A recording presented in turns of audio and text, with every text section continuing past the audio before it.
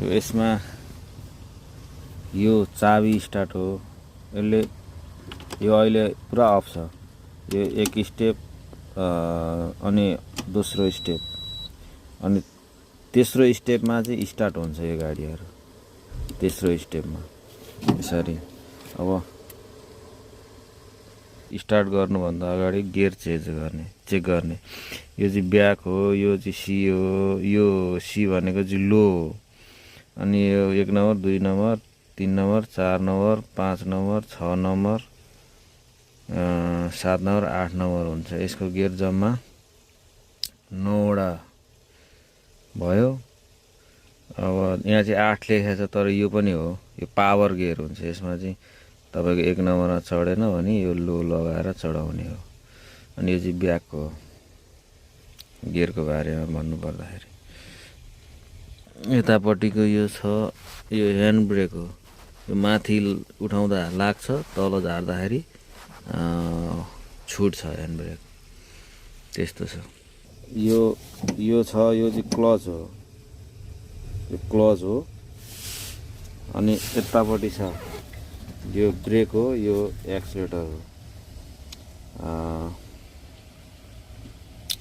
अब यसरी हामीले चाबी, यो क्लच, अब कति पयजनालाई ब्याक के अरे न्युट्रलै गर्नु चाहिँ छ कि छैन भन्ने कुरा हुन्छ। नयाँ सदस्य, नयाँ कोही जान्न चाहनुहुने, सिक्न चाहनुहुनेहरूलाई।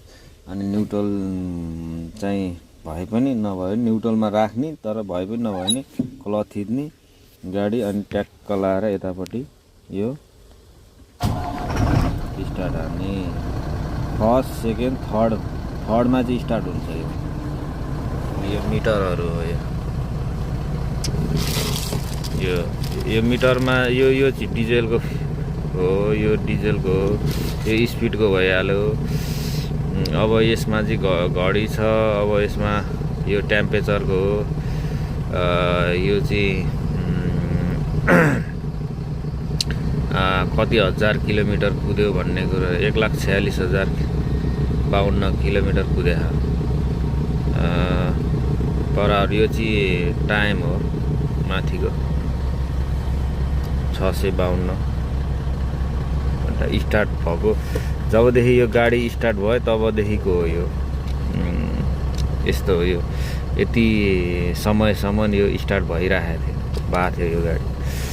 यो चाहिँ हावाको हो। यो हजुरहरूलाई देखाउनु पर्दाखेरि यो हावाको हो। यो अरू गाडीमा 2टा यस्तो स्विच हुन्छ। यस्तो